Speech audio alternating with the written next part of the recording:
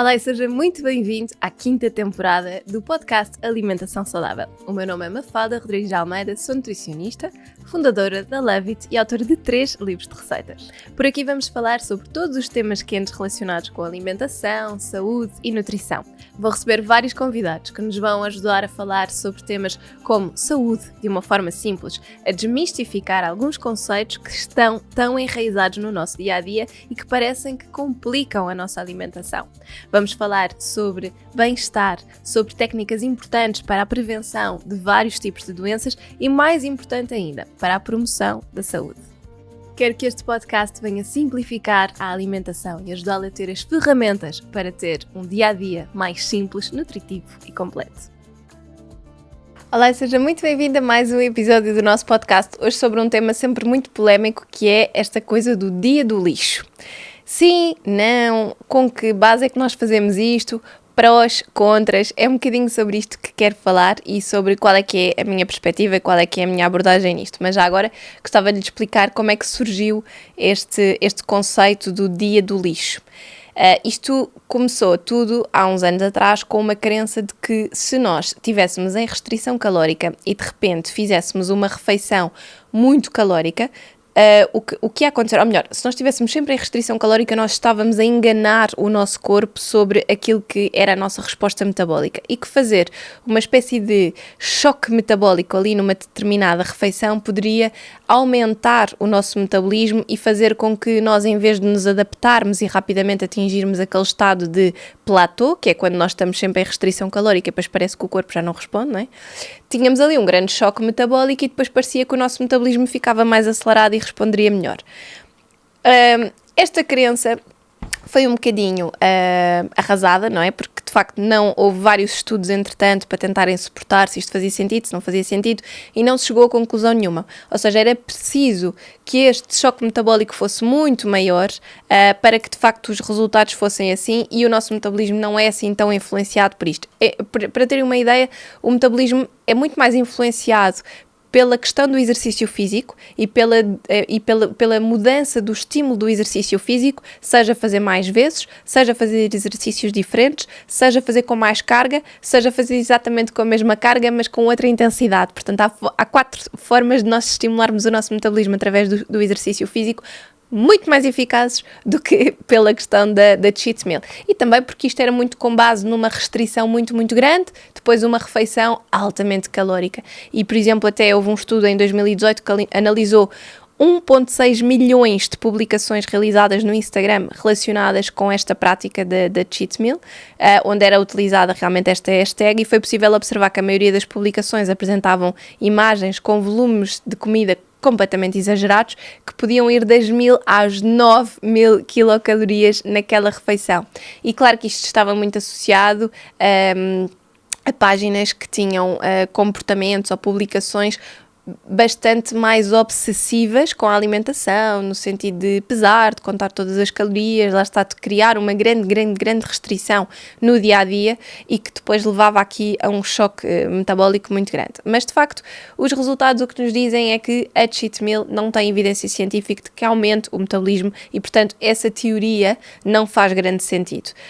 Aquilo que nós conseguimos perceber que, de facto, possa fazer sentido e a forma como eu acredito que esta refeição possa ser usada, e atenção, eu não preconizo o dia do lixo, eu acho que faz muito mais sentido nós falarmos numa refeição livre, porque quando nós estamos numa altura de fazer um regime alimentar de perda de peso, o nosso objetivo é que a pessoa também possa fazer, pelo menos o meu, e o da equipa, e a forma como nós trabalhamos e como nós olhamos para a nutrição, é sempre, eu vou ter uma alimentação que esteja o mais cuidada possível e que aceda às minhas necessidades para que eu esteja bem, mas ao mesmo tempo consiga perder peso e consiga ter uma refeição em família e perder peso, e uma vez por semana tenho uma refeição que me permita estar com a minha família ou com os meus amigos e estar à vontade e comer o que eu gosto.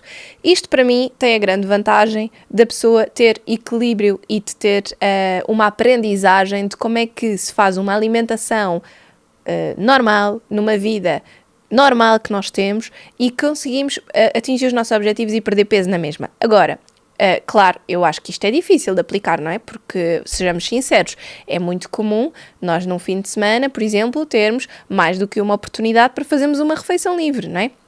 Nós podemos ter um jantar na sexta-feira com uns amigos e depois um almoço de família no domingo. Podemos ter no sábado também, saímos para fazer não sei o quê, vamos ao cinema, apetece umas pipocas. Portanto, há muitas oportunidades para nós termos esta refeição livre.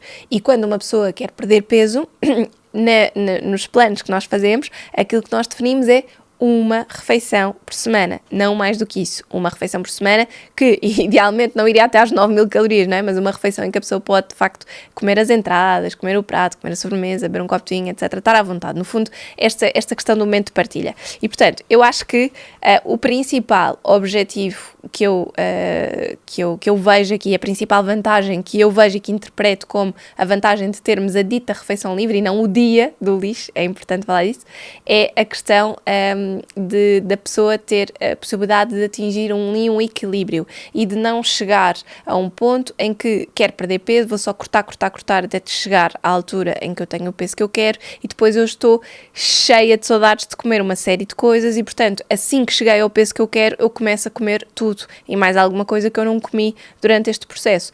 E isso leva também não só a compulsão alimentar, sentimentos de culpa, porque depois, se for preciso, numa ou 2 semanas a pessoa ganha 2, 3, 4, 5 quilos e, portanto, volta outra vez a ter que ir para a dieta, portanto, não ganha equilíbrio nenhum durante este processo e, portanto, nós não aplicamos as coisas desta forma. E depois eu acho que a nossa saúde mental durante este processo é muito importante. Então, quando falamos de saúde mental, é realmente de não haver culpa. Eu acho que isso é muito importante é um jogo um bocadinho, são jogos mentais que nós fazemos connosco próprios, mas eu às vezes faço estas analogias e pergunto à pessoa, tem vontade de comer uma pizza, prefere comer essa pizza de encomendar a uma quarta-feira à noite e comer aquela pizza da caixa, sentado no sofá, em frente à televisão, e comer aquela pizza, se calhar, e depois ficar a sentir-se culpado porque comeu a mais, ou no fim de semana, em partilha com o namorado, com os amigos, com o marido, com os filhos, com quem quiser, numa esplanada, a apanhar sol e come exatamente a mesma quantidade de pizza e se calhar ainda come um gelado, bebe um copo de vinho. O que é que seria o cenário ideal, não é? E quando falamos em saúde mental isto é muito importante, porque dissociar a culpa de uma refeição, que pode não ter nada de culpado e que pode ser perfeitamente execuível num regime de perda de peso, não é? Eu, se não tivesse aquela pizza naquela quarta-feira e se tivesse aquela pizza no sábado numa esplanada em partilha e até tinha um gelado no fim e até tinha um copo de vinho, eu se calhar tinha aquela pessoa muito mais equilibrada, fazia aquela refeição, sabia que podia, que desfrutava e que aquilo não iria prejudicar a perda de peso. Não desenvolvemos qualquer sintoma de culpa, a pessoa até está relaxada, está a comer devagar, está a conversar, por isso o mindset ali é completamente diferente e não há aquela coisa do alimento bom ou do alimento mau, isso não interessa para nada, não é? A partilha, o alimento. Portanto, quando falamos em relação com a alimentação, quando falamos em saúde mental associada aos processos de perda de peso, isto é um ponto muito importante. E por isso é que eu acho que nós devemos permitir sempre esta refeição livre. Claro que, quando falamos de uma refeição livre, é importante que a pessoa perceba que mesmo que esteja em manutenção de peso ou agora está a manter o peso, mas ainda tem objetivos de tonificar, de perder gordura, etc., convém continuar esta regra de ter uma refeição livre, mas isso não quer dizer que seja uma coisa, tipo uma sentença, não é? A pessoa se calhar até pode ter, se está a manter o peso, até pode ter 1 ou 2 momentos mais livres, desde que não sejam sempre momentos muito abusivos. E portanto também conseguimos controlar, se forem refeições muito, muito pesadas, no mesmo fim de semana se calhar a pessoa até pode ganhar um bocadinho de peso, ou não conseguir perder massa gorda porque está a ter estes excessos, não é? Mas se a pessoa tiver esse cuidado de ser uma refeição e na outra se calhar até come mais um bocadinho, mas nunca são momentos muito abusivos, conseguimos os nossos resultados, não é? Eu acho que isso também é muito importante. E depois a flexibilidade que isto dá às pessoas, eu também acho que é muito importante. Ter uma refeição livre dá a flexibilidade da pessoa escolher e da pessoa saber quando é que o pode fazer. Normalmente a pessoa faz a refeição livre ao sábado, mas tem um aniversário numa terça-feira. Ok, naquela semana faz a refeição livre na terça-feira, só tem depois de ter o cuidado quando chegar ao fim de semana, ser um fim de semana mais cuidado. Claro que é como eu dizia, é das coisas mais difíceis de fazer, porque a pessoa tem que escolher, tem que planear, mas é importante. eu às vezes costumo dizer, é entre ter que planear e ter que escolher e escolher o momento onde o vai fazer, ou saber que não pode nunca e que está num regime de alimentação com uma restrição completa durante aquela fase até chegar ao seu peso e nunca vai poder fazer. Portanto, a refeição livre para mim permite esta flexibilidade e acredito muito que faça sentido neste espectro. Por outro lado, tem uma questão de contras, não é? O que é que eu acho que são os contras de termos uma refeição livre?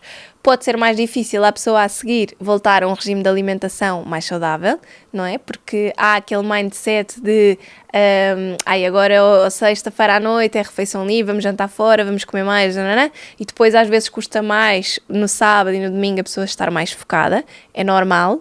Também digo, como digo, isto é das coisas mais desafiantes que eu acho que é de fazer quando a pessoa está num processo de emagrecimento, é realmente ter essa disciplina, ou até são pessoas que não têm grande vida social e portanto não custa muito, mas quando as pessoas têm muitos programas com amigos, com a família, etc., custa um bocadinho. Mas de facto acho que é o mais difícil, então o que eu recomendo muitas vezes, essa pessoa não tem assim nenhum evento, deixar esta refeição livre para o domingo, porque se calhar é mais fácil aguentar ali durante o fim de semana, manter o foco e depois o domingo é o seu dia de descomprimir, de ir comer fora, etc. E à segunda-feira, como já volta à sua rotina de trabalho, já não custa tanto. Se calhar é mais fácil por aí. Depois, também há aqui uma questão da maior probabilidade de episódios de compulsão. Por exemplo, uma pessoa que faça uma refeição livre e que ainda tenha muito aquele trigger de sentimentos de culpa associado a essa refeição, muito facilmente vai ser aquela pessoa que pensou assim, eu já estraguei aqui no almoço, agora vou também estragar no jantar. E depois, isto é no sábado, e depois no domingo pensa, ontem também estraguei, vou só estragar hoje e na segunda-feira retomo. Portanto, há muito, para pessoas mais delicadas, mais sensíveis, se calhar que já vêm com históricos de outros desequilíbrios alimentares, de relações um bocadinho mais difíceis com a alimentação, a refeição livre pode de facto ter esta desvantagem, que é o desencadear aqui um comportamento de perdido por 100, perdido por 1000, e de compulsivamente a pessoa depois continuar a comer, porque há aquela coisa do vício, não é? Do sabor, e da pessoa depois não conseguir parar. Portanto, às vezes pode ser um bocadinho essa questão. E acho que é importante também em pessoas que são muito obsessivas com o controle das quantidades, com as calorias, etc., que querem medir tudo, que usam aqueles relógios para medir a atividade, provavelmente essas são as pessoas que perante a refeição livre também vão sentir maior necessidade de ir compensar de alguma forma. Ou seja, são aquelas pessoas que se podem ter uma refeição livre, comem este mundo e o outro, mas depois a seguir já não jantam, ou no dia a seguir fazem jejum muitas horas, ou vão fazer exercício físico muito exacerbado para compensar aquela refeição. Então, em termos de contras, eu acho que há sempre aqui esta questão de ser muito delicado consoante o tipo de pessoa que temos à nossa frente. É importante também compreender, porque lá está, nós defendemos muito a importância da flexibilidade, da pessoa aprender a estar nestas situações, de poder ter momentos mais livres em que escolhe comer uma coisa que sabe que se calhar não é assim tão boa e está mais à vontade e come o que quer, mas ao mesmo tempo, em alguns casos, pode haver essa questão. Portanto, é sempre um tema delicado e por isso é que eu digo que o tema do lixo, da refeição do lixo, é sempre um tema um bocadinho controverso, porque há, de facto, prós e contras. Eu acho que não se aplica a toda a gente da mesma maneira, não é sempre regra, mas é importante que a pessoa perceba que se faz parte, se é um comportamento que estamos a considerar como normal e estamos a contemplar dentro da estrutura do plano que estamos a delinear para aquela pessoa, então, se calhar, é importante a pessoa compreender que não é preciso a seguir ir compensar. Basta continuar o seu regime alimentar, mas também não pode ser perdido por 100, perdido por 1000, não é? Se é uma refeição. E o que vai funcionar é que depois a pessoa continue com aquela moderação, não é? Portanto, é importante que a pessoa entre no registro e que faça só aquela refeição livre. Mas eu também acho que é importante haver moderação, lá está, porque é uma refeição, não é um dia inteiro de refeições do lixo. O contexto e a frequência, não é? O contexto, porque é muito importante a pessoa perceber que lá está, se calhar num momento de partilha com outras pessoas, em vez de estar sozinha, em vez de ser uma coisa de take-out, cansada, exausta, só para depois ir dormir, é completamente diferente.